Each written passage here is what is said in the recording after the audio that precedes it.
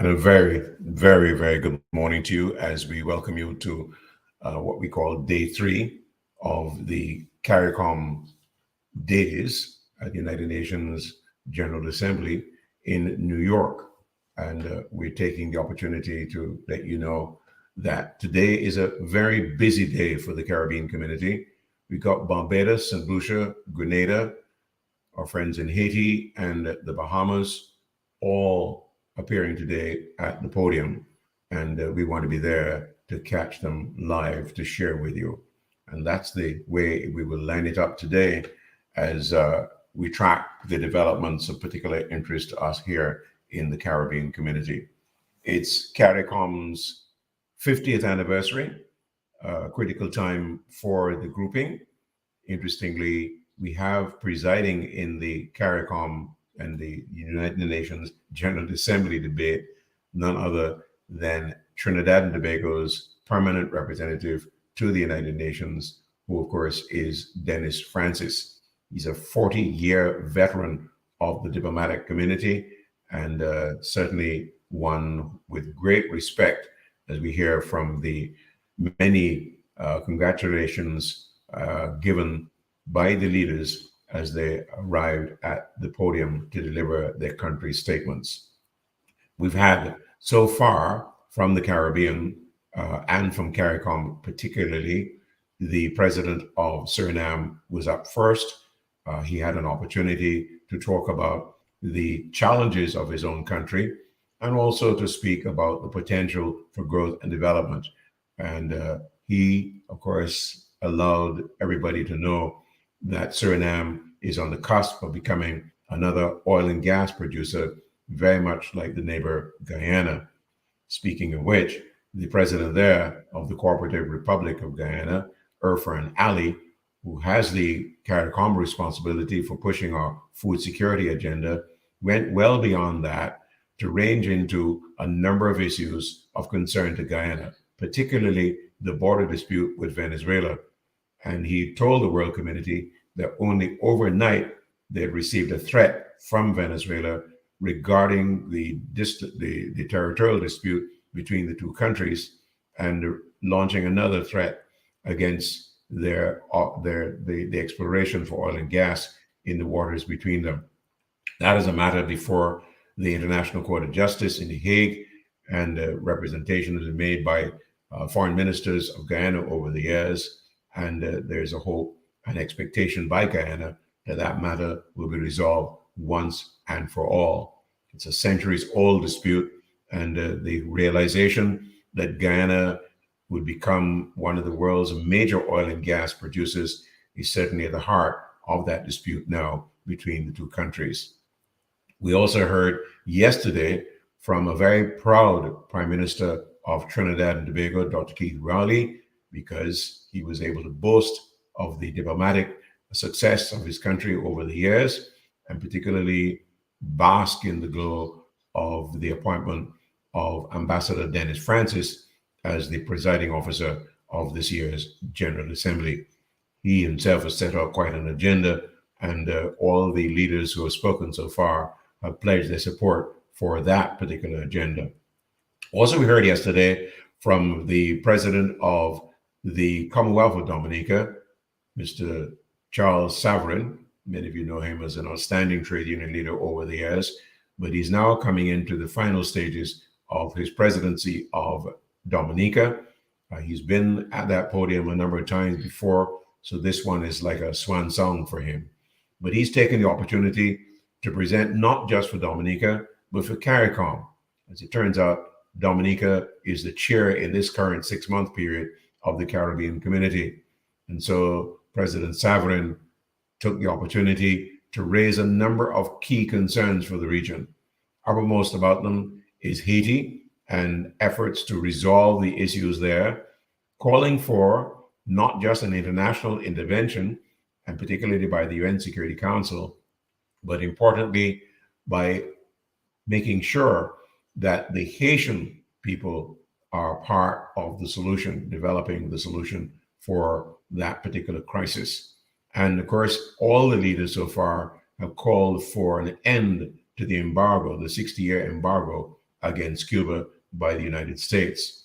They pointed out that the majority of states have made it quite clear that it is not productive and it is of great damage to the Cuban people and grossly unfair. And so the expectation there is that more of the leaders coming to the podium will continue to make this call to the United States to end this punishing blockade against Cuba.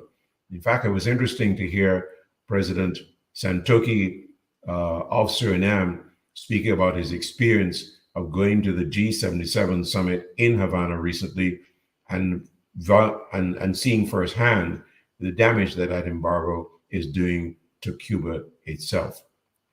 Let me remind you that we're standing by now for the presentation by the Barbados Prime Minister, Mia Mottley, who's been described by some as the darling of the international community.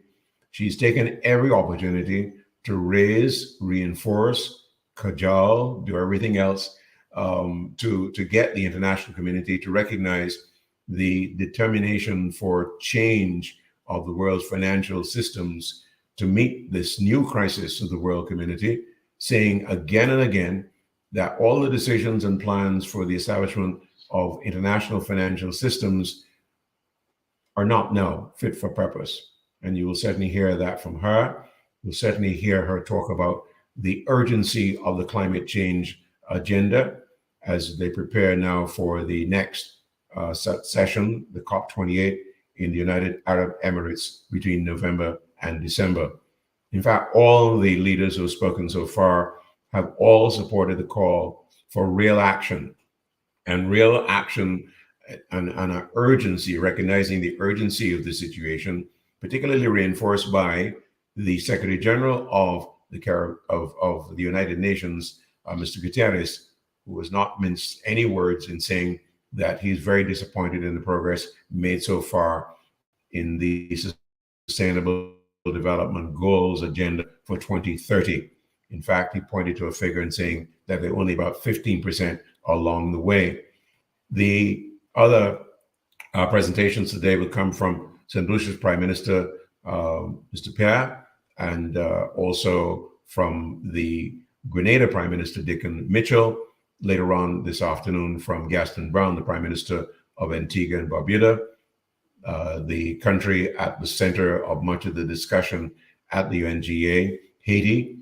Their Prime Minister, Ariel Henry, will also come to the podium.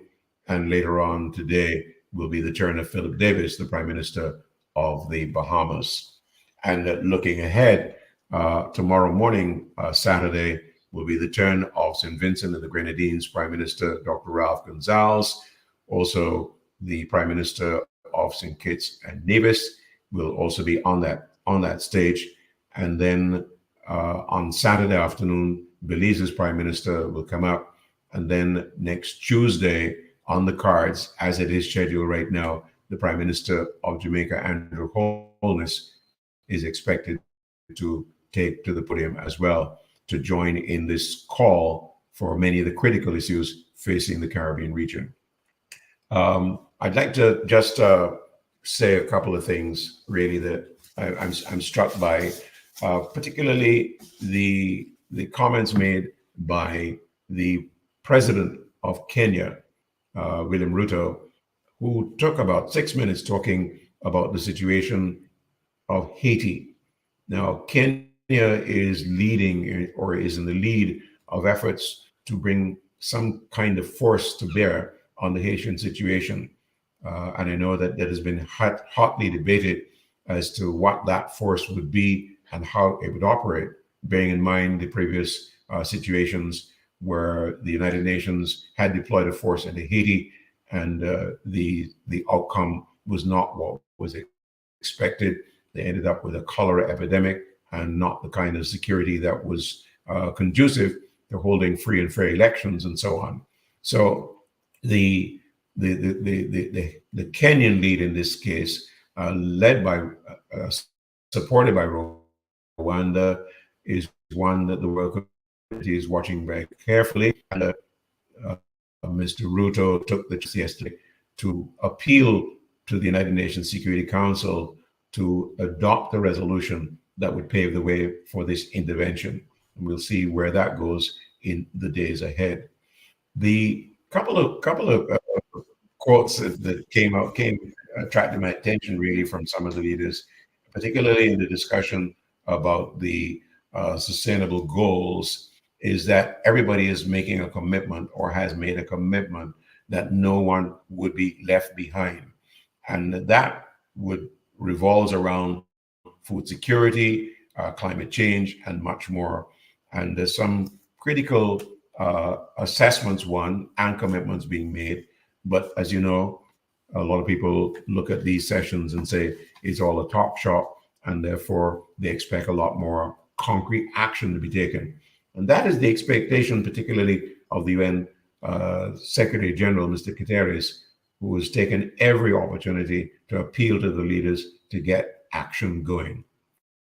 So this is where we are then, with the stage being set now for the appearance of the Barbados Prime Minister, Mia Motley, who will take to the stage in just a little while from. And I just want to just again say to you that this is one of the most highly expected appearances at the UN General Assembly. She's been very busy with all the sidebar meetings, I suppose you can describe them as that. Every leader takes that opportunity to get out there and take the opportunity of the presence of so many world leaders to be able to put their cases, to lobby where they can, and of course to make commitments and so on in this very critical stage of the world development. I talked about the issues that many of the leaders have raised. The matter of science and technology was certainly uppermost in people's minds.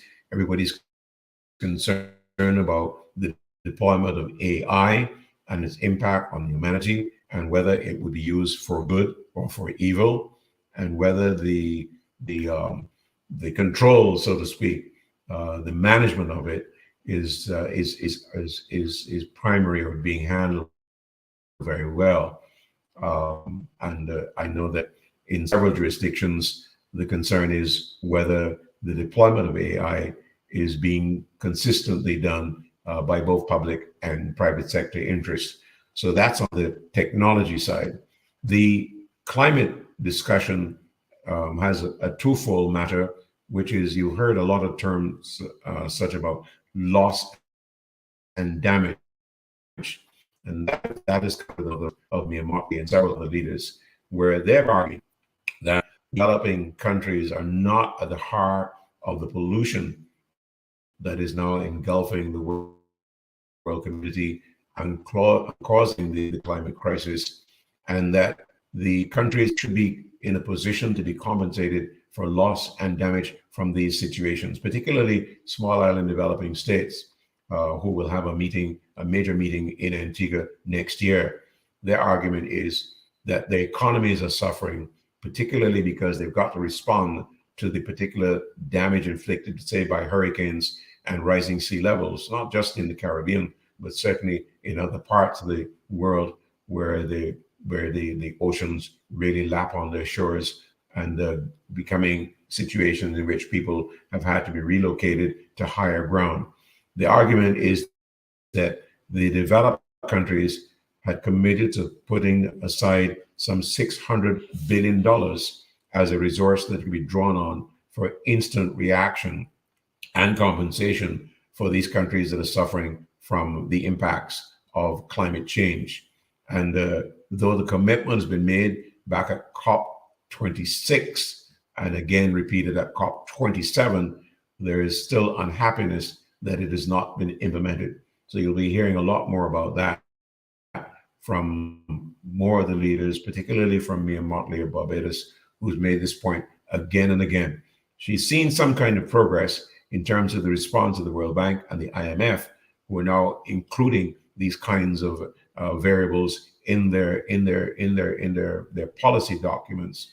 And it's interesting to see that again and again the leaders have also talked about a change of the measurement of the economic development of various countries. They say that the GDP indices are no longer applicable. They no longer tell the real story about the state of economies of our nations, and that the criteria should be changed accordingly. So I think it's about time now, coming up to a presentation from the Prime Minister of Barbados. I think we should go there live now and pick up and presentations at the UN General Assembly.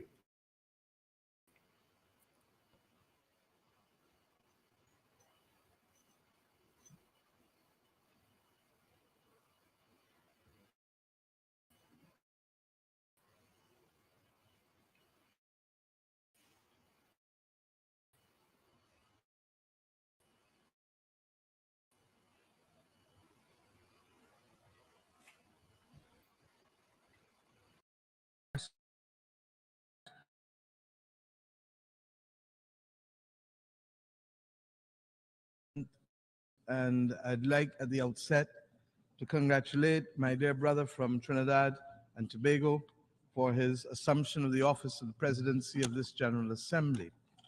I'd also like at the outset to thank the Honorable Secretary General for his continued determination and holding us and the rest of the world to the principles that are sacred to this august institution. The truth is that a speech which he delivered at the beginning of this General Assembly can be adopted wholesale by the government and people of Barbados because it reflects our aspirations and it reflects our view of the current status of the world. I asked myself on Monday night, as we met to determine the halfway point of the SDG goals, how many roads we have to walk just to make it to the door, only to be told that the door is closed. Those are not my words. Those are the words of Rocky Dewuni, a famous Unga, nominated for awards multiple times. But his words ring because, in a very real sense, are we going to trod the roads only to be told that it's too late? Too late for us to save as many as we can from the climate crisis. Too late for us to save as many as we can from the conflicts of war. Too late for us to be able to provide the food that so many need, as we reflect on the fact that more people are likely to be hungry in this world in 2030 than in 2015, or as we get to the basic numbers that 735 million people suffered chronic hunger last year at a time when so many others had so much to throw away and to use. Are we going to be too late for the SDGs that are really the promise of development and the promise of the conferral of dignity on our people? We have today to determine what is the will of this body comprised of the member states to make the fundamental governance changes that will deliver in the third decade of the 21st century. Our world, as you know, is replete with issues. And I don't need to stand here and recount them in detail, for you have heard them in almost every speech delivered from this podium. But what is the issue is whether we can summon the determination that is required of us to make the changes that are appropriate to the age in which we live. Our democracy cannot survive if we do not have the same facts. But yet we live in a world where the generation of fake news is almost a daily occurrence, and where people act on those premises without consideration for whether the news is true or not. The role that artificial intelligence, generative artificial intelligence, will play in our world must be for good purposes and not evil. But if we are to ensure that is the case, then an appropriate framework for regulatory action must be put in place. We therefore support the actions of the Secretary General, recognizing that the question will come one day from some as to whether you sought to preserve our democracy or whether you allowed it to crumble, and whether you have failed us as individual citizens of the world. We ask that question, recognizing that AI is not in the immediate focal point of many, because the drama and the crises that surround climate is taking out all of the oxygen, literally, in the world. Those people who died in Libya recently were going about their business. They had aspirations. They had business that they were hoping to do, families that they were trying to protect. And in the flash of an eye, all of that came to an end. And not because we didn't expect it or anticipate it. The records of the multinational companies who are engaged in fossil fuels will show that they have always known for a considerable period of time the consequences of their actions. And while they themselves are not the immediate cause, the absence of technology to be able to limit what they are emitting is the cause. And by extension, therefore, they must take responsibility. We can go no further without an engagement of the oil and gas companies that is meaningful and credible. And we need to stop talking about it and just simply ensure that that kind of conversation can happen. But it is not just the oil and gas companies, and we have nothing against them. We do not want to bankrupt them. But their actions continue to have implications for too many of our people. Their actions are equally bolstered by what I call the fit group, the financial institutions, the insurance companies, and the transport companies. They get a buy or a pass because they are invisible to the transactions and to the activity that lead to the problems that the world is facing. But they too are as responsible and need to step up to the plate. The notion that we can preserve global public goods only with public money ignores the fact that we have seen for the last 50 years the absolute dominance of the capitalist markets leading to a consolidation of wealth, and hence the ability to be able to play their role must be summoned by the rest of us. We cannot continue to put the interests of a few before the lives of many. I ask us today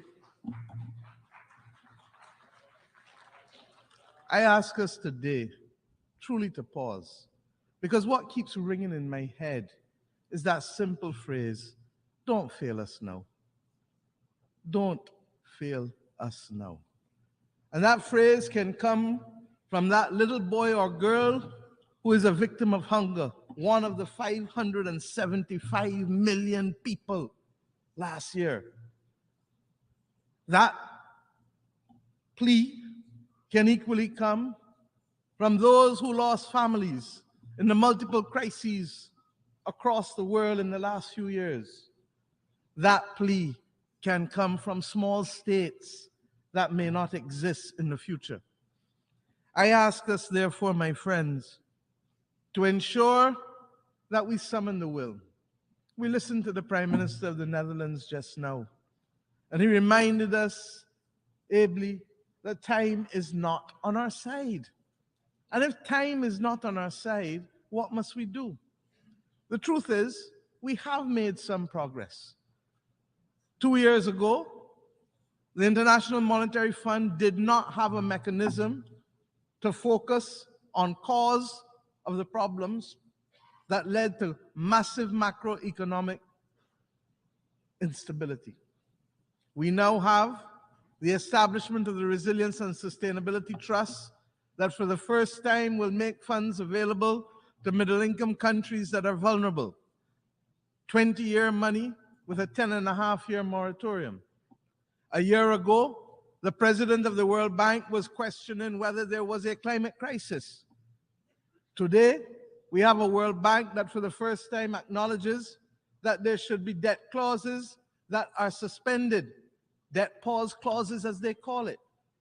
Our battle now is to ensure that those debt pause clauses are not just for future instruments, but for existing instruments. If not, it will not help many. So we have made progress, but there is still much to be done.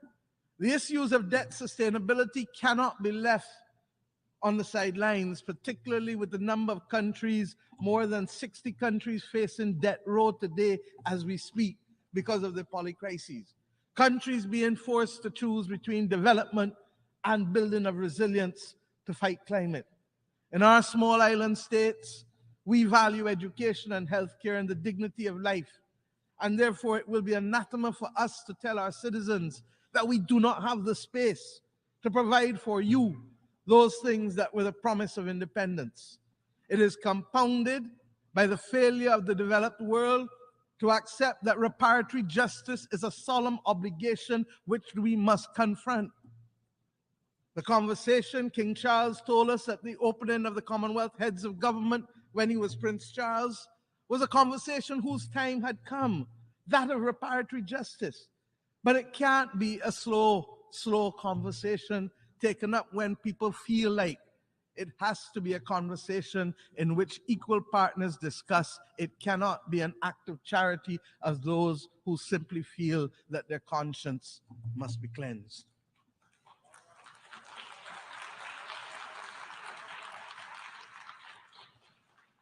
We were about to write the leaders of the European Union last year on this issue of reparatory justice, and we paused because of the Russian incursion into Ukraine. But it seems as though there are not those who want to make peace there or elsewhere in the world. And therefore, we have to lift our finger off the pause button and resume the discussions, because the development deficit caused by centuries of exploitation is now affecting our capacity to build the resilience that is necessary in our nations. Similarly, I want to thank, because a year ago we did not have the Paris Agenda for People and Planet. We had the Bridgetown Initiative, and the Bridgetown Initiative has allowed us to keep the debate going, because we need to change, as I said Monday morning in this hall, the belief that we can have short-term money financing development and building resilience. I shan't go into all of the details because we don't have the time, but suffice it to say that we are committed to the twin battle of saving people and planet, and to ask us to do anything else is a false construct that does not work. The markets have to be educated as to why long-term capital is the only salvation for developing countries and ultimately for people and planet.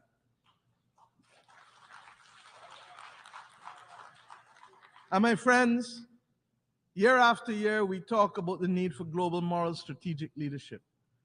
I shan't go into all of the details, but in my own region, in Africa, in Latin America, in the Pacific, there are too many examples where we fall short. And I speak specifically now first and foremost about Haiti. The world owes Haiti a resolution. It is not a matter of options. The world owes Haiti a resolution. A year ago, we knew that the gas riots had led to serious instability. And 12 months later, we cannot get out of this building and into the support that the people of Haiti need. There is no doubt a need for legitimacy with respect to the government of Haiti, and therefore a national unity government may well be the only bridge that can carry us to safety. The Caribbean community has appointed 3 former prime ministers as an eminent persons group.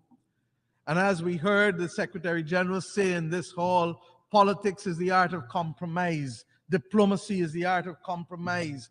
I say simply to those who act in the name of the people of Haiti, there must be compromise in constituting that government of national unity if we are to provide the bridge, to provide the security, to stop women from being raped, stop people from being killed, stop people from being affected by cholera and other public health diseases. But even when we put in the institutional support that Haiti may need, And I want to thank the governments of Kenya and Rwanda, who from as far back as 12 months ago committed to being able to provide the kind of institutional support and leadership that the Haitian police need. But as they did that commitment, what they have not necessarily accounted for is the continued reduction in the numbers of the police, largely because of persons fleeing to lands of greater opportunity and being facilitated in so doing. This cannot wait much longer. And I hope that those who constitute the members of the Security Council will recognize that they cannot use Haiti as a pawn because they have suffered for too long and by the hands of too many. I return now to the issue of Cuba. That Cuba can help so many in this world and yet be the continued victim of a blockade of over 60 years, but worse than that, a designation as a state sponsor of terrorism is wrong, wrong, wrong. We left Cuba last week. And what the people of Cuba are being asked to face on a daily basis because of a designation by a dying presidency is wrong. And the voices of the global community, many of whom have been the beneficiaries of Cuban assistance, need to stand united and to be able to say that we cannot fight these battles when we need all hands on deck to save the planet. The artificial division of who is right and who is wrong and who is good and who is bad in the eyes of those who are powerful cannot continue to be the way in which this world functions. And let us go to Venezuela. Oil is likely, oil prices, to go over $100. And those small countries who do not produce oil will be the victims of it, as will be our people, including in large countries like the United States of America. We must bring resolution to these issues. And it is not incapable of resolution. When the United States of America and many countries in Europe determined that they were recognizing President Guaido without there being a presidency for him to assume because he faced no election, the members of the Caribbean community came to this august institution and met with the Secretary General and met with a number of countries. And little by little, we saw people apply their hearts to wisdom and to recognize that the Charter of the United Nations did not allow for that kind of unconstitutional conferral of presidency on anyone. I say today that there must be transparency. It cannot be that the Caribbean community that needs a mechanism for stabilization in an energy crisis cannot have access to the concessionary prices that the government and people of Venezuela are prepared to make available to its neighbors to minimize the suffering. How is it possible for Chevron and the European Union to access the oil and gas of Venezuela, but the people of the Caribbean cannot access it at the 35% discount offered by the people of Venezuela? How is it possible that we should have to carry a cost of an additional 4% of GDP in my own country simply because the rules that allow for one do not allow for the other? There must be transparency and there must be moral strategic leadership if we are to build the team to save the planet and to save and attain the SDGs in today's world. My friends, there are many other things that we can discuss. We support the United Nations accepting the responsibility for tax. Why? Because as quickly as the world has been able to find a mechanism for a global minimum corporate tax is as long as it has not found a mechanism to be able to inflate the financing opportunities available to developing countries. It cannot be. We know how to run fast in one set of circumstances when it suits one set of people, but yet we run very slow when it matters to billions of people and their access to life and livelihood. I do not want to prey on your time anymore, but suffice it to say that we have reached a point where we must give thanks for the progress made, but recommit ourselves. For the mission was never simply to make progress. The mission is to be able to save the planet and to give the people of the world the best opportunity for life that is necessary for them as human beings. To be able to save the biodiversity of this world. To be able to save the soils of this world that must nurture the food that we eat. To be able to allow us to have access to safe water. And if we don't change how we do our business, if we don't recognize that the Security Council needs to put itself in a position not to speak to climate change, but to protect us against the climate crisis, because it is as much of a crisis as the war in Ukraine or the wars in Africa or the instability and conflict elsewhere in the world. And if we don't take a proactive approach, then we truly shall be victims of it. I believe that reform is critical at this point. But what I believe doesn't matter. What matters is the action of each and every country in this. And will we always be in a position of flux? No. There is hope because human beings want to survive. But the problem is that those whose actions we most need may be so confident in their survival that they do not act early enough for us. And that is why I say, will we trod the road to be able to get to the gates only to find that we are too late and the gates have closed? It will be open for some, but it will be closed for many. You know, vision without action, Nelson Mandela told us, is just a dream. An action without vision just passes the time. But vision with action can change the world. Our citizens believe that we come into a talk shop when we come here. You and I know that it's potentially different, but it will only be different when those of you who have the responsibility to act on behalf of governments can ask your governments to come to the point of the decisions that we need to make to provide the funding, the tools, and the solidarity, rebuilding the trust that this debate calls for. And if we can do that, then we will not save all, but we can save the majority of people who are currently on the front line. We, for those of us who work on the SDGs, believe that as we work to save the planet, we have to redouble our efforts. And I leave you with one thing. The efforts to provide education and to save people from hunger and to remove gender discrimination are not simply the actions of governments. They have now equally to be the actions of individual citizens. But governments must help personalize those SDG goals for their citizens.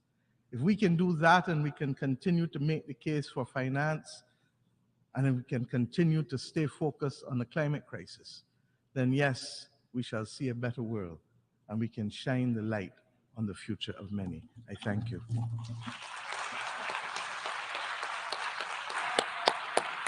On behalf of the Assembly, I wish to thank the Prime Minister, Minister for National Security and the Public Service, and Minister of Finance, Economic Affairs and Investments of Barbados for the statement just made. And I request protocol to escort the Assembly will hear an address by His So there we are then, Excellency the address, long Prime time Minister, waited Minister for from Finance, the of the Prime Kingdom Minister of Barbados, Mia Mottley, really taking to the stage to raise all of the issues that are so paramount for concern by the leaders of the world community. And we just want to just look back at some of the points that she's made. As usual, as is her custom, to raise the whole matter of the financing for development and restating the important dictum that there's been a dominance of the capital markets that really only is to the benefit of few and to the suffering of the many, affecting many of their lives. and making a clarion call for what she described as a statement from the world community that there should be a pause, and that we should not fail them. She raised the matter of hunger, particularly pointing out a very dramatic number of 575 million people starving in the world community, people who are affected by the various crises that have come up, and particularly pointing to the plight of small states that may not even exist in the future. I think that was kind of a apocalyptic kind of statement there. She reminded that time is not on our side, and that is something that many of the leaders agree on. She took the opportunity, though, to not to point to some progress as it been made. I made a reference to that before she spoke, where, for instance, at the International Monetary Fund, they've now created a resilience fund, something they didn't have before. And in fact, the World Bank as well, coming to the realization that they needed to get involved in the debt forgiveness business, and adding what she called a debt pause clause. And that, in fact, was an opportunity for her to say to the world community, thank you very much for the progress made so far. Um, the matter of reminding people how important it was to fix this debt crisis, because particularly in the case of small island developing states, they needed to have the wherewithal to provide the kinds of things that their governments have promised their people, such areas as healthcare and education. She also took the chance to focus on the matter of reparative justice, a term you've heard a great deal of recently, particularly from the reparations commissions in the various Caribbean countries and under the aegis of the Reparations Commission of Caricom. She says, look, this time has come to really deal with this matter because it's a matter of inequality right now. And she disclosed that approaches had been planned for getting the message out to the European grouping as a whole, but they put that on pause, particularly in light of the invasion of Ukraine by Russia. But she thinks that the time is ripe to resume that approach and to have the kinds of discussions that are frank and clear and on an equal basis as nations.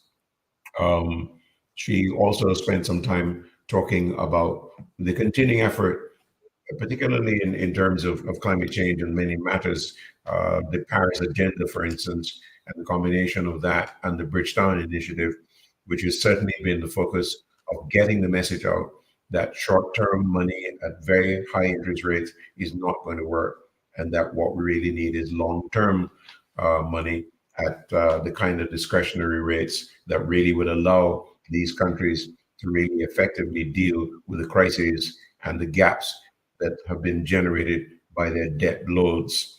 People and planet, she says, are at the heart of the long-term financing needs of the international community. She took the opportunity to focus on Haiti um, and called it, interestingly, for what she described as a national unity government, something that really is at the heart of the several efforts to bring all the Haitian interests together, the efforts of those of the three former prime ministers of the Caribbean community, Kenny Anthony out of St. Lucia, Bruce Golding out of Jamaica, and Mr. Christie out of the Bahamas, who have had several meetings, one in Jamaica and the other in the Bahamas itself, bringing together all the stakeholders in hope that they could find a way in which to come and find common ground and move the situation from one of crisis to one of resolution. She also took the opportunity to thank Kenya and Rwanda, who stepped up as two countries who've offered to provide support in building up the capacity of the Haitian police forces to be able to deal with the challenges of gang violence, rape, and murder, and everything else that's happened in Haiti within recent times. She also called on the Security Council to recognize the urgency of the situation of bringing to bear the kinds of tools that are available and supporting the initiatives of CARICOM and Rwanda and Kenya in bringing some resolution to the Haitian crisis.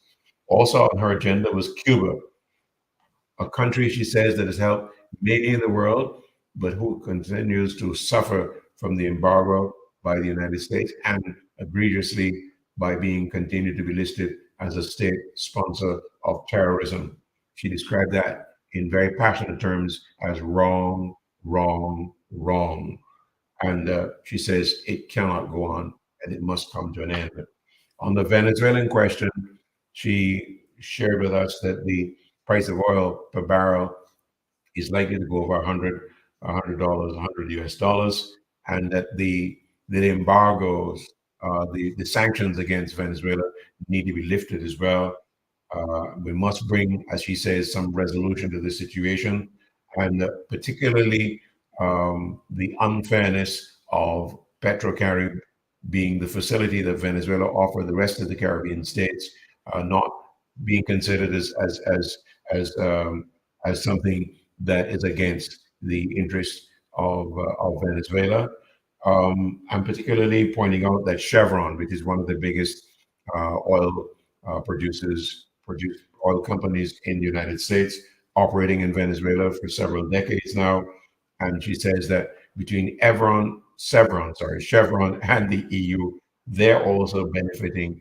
But why can't the rest of the Caribbean benefit from the facility that Venezuela set up, that providing a 35% discount on oil resources to the Caribbean territories? She described the whole situation as unfair. The matter of tax regime for the international community, she also raised that as well, and saying that progress needs to be made in terms of the minimum corporate tax, which would really transform the world's financial system. Coming to an end, she then returned to the matter of the Security Council, calling for reform and proactive action on the critical issues of the day, which she feels that they can address. And she must have been listening to some of us who said that this is only a talk shop. She says, really and truly, this is an opportunity for the leaders to act, to make decisions, to use the tools available to them, and to benefit from the solidarity of nations in addressing the intractable issues of the world communities. And she ended by calling for a redoubling of the efforts as far as the sustainable development goals are concerned, because as she said earlier, the people and planet are really at the heart of the challenges that we face. So that is the first of the Caribbean leaders today, and what we call day 3 of Caricom days at the United Nations General Assembly. We are going to hear later on today from St. Lucia's Prime Minister Philip Pear, also from Grenada's Prime Minister Dickon Mitchell, Antigua and Barbuda's Prime Minister Gaston Brown, the Haitian Prime Minister Ariel Henry, and also from Philip Davis, the Prime Minister. Sorry, I keep saying Philip Davis will present. It's Fred Mitchell, the Foreign Minister of the Bahamas, who will be making the presentation at the podium later today. That's it for now, but we'll come back later on today and take you back to the United Nations General Assembly and give you an opportunity to hear and also to participate in the presentations by the leaders. I'm Julian Rogers with the very latest on the United Nations General Assembly 2023.